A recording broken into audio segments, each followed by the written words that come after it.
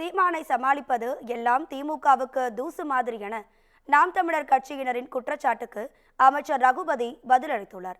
புதுக்கோட்டையில் செய்தியாளர்களிடம் பேசிய அவர், சீமான் விவகாரத்தில் திமுக பின்புலம் இருந்திருந்தால் வழக்கின் திசை எங்கெல்லாமோ சென்றிருக்கும் என தெரிவித்தார். அது பல ஆண்டுகளாக நடந்து வருகிற ஒரு வழக்கு. அந்த அம்மா ஏற்கனவே முதல்ல பல குற்றச்சாட்டுகளை சொல்லி இருக்கிறார்கள். இதை திராவிட முன்னேற்ற கழகம் பேக்கப் பண்ண வேண்டிய அவசியம் கிடையாது. நாங்கள் இதில் தலையிடவே இல்லை.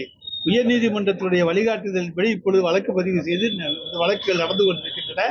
அதிலிருந்தே தெரிந்து கொள்ளலாம் இதில் திராவிட முன்னேற்ற கழகத்துக்கு எந்த பின்புலமும் கிடையாது என்பதை தெரிந்து. சீமானை பார்த்து பயந்துதான் அவரை சமாளிக்க முடியாதனாலதான் இது மாதிரி செயலில் ஈடுபடுறீங்க. அதான் நான் சொல்லிட்டேனுங்க.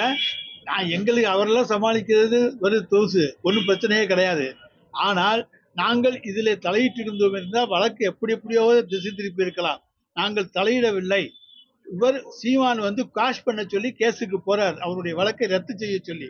அந்த வழக்கிலே நீதிமன்றம் ஒரு தீர்ப்பை தருகிறது. இந்த வழக்கை தொடர்ந்து நடத்த வேண்டும், பெண்களுக்கு எதிரான கொடுமையான வழக்கு இது என்று சொல்லி நீதிமன்றம் தந்த அழுத்தத்தின் அடிப்படையிலே இப்பொழுது வழக்கு நடைபெறுகிறதே தவிர திராவிட முன்னேற்ற கழகத்தினுடைய அழுத்தத்தாலோ அல்லது நாங்கள் சீமானை கண்டு பயந்தோ இந்த வழக்கு நடைபெறவில்லை. தொடர்ச்சி அவர் செய்தியாளர் சந்திப்பு பெண்களை பத்தி இழிவா பேசினான்னு சொல்லிட்டு அவர் மேல நடவடிக்கை எடுக்கணும்னு சொல்லிட்டு பல்வேறு கட்சியினர் பெண்கள் அமைப்பு நீதிமன்றம் சொல்லி இருக்கு. நாங்க தொடர்ந்து எடுத்துக்கிட்டு தானே இருக்கோம். எல்லா 72க்கு மேற்பட்ட வழக்குகள் இன்றைக்கு அவர் மீது பதியப்பட்டிருக்கின்றன.